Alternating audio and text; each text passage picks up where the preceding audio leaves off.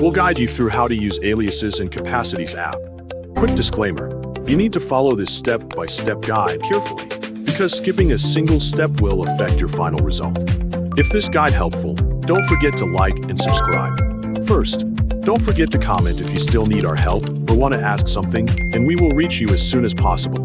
Second, make sure that Capacities app is already installed on your device before starting this tutorial.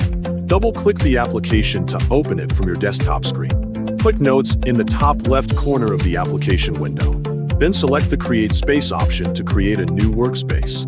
Type the name sample in the provided field as the space name. Then click Continue to proceed with the setup process.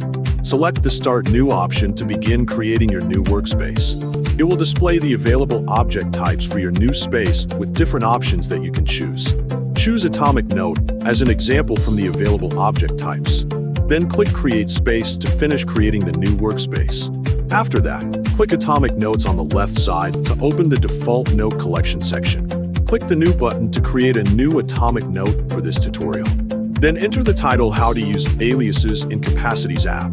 Click the Object menu icon at the top of the Note editor.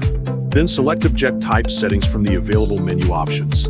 In the Properties section, the Aliases property is usually added to the Atomic Note object by default. If it is not available, click Add Properties, then add the Aliases property manually. Close the window, then move your cursor to the Customize area. Select the Add Aliases option to create another searchable name. Type Aliases into the first alias field as the initial searchable name. Then enter GuideHub to add a second alias for this note. Close the window, then click Search on the left side to find your saved note quickly. Type Aliases, and the note you created will appear in the search results immediately. Delete the previous text to try another alias option successfully. Next, type GuideHub, and the same note will also appear in the search results again.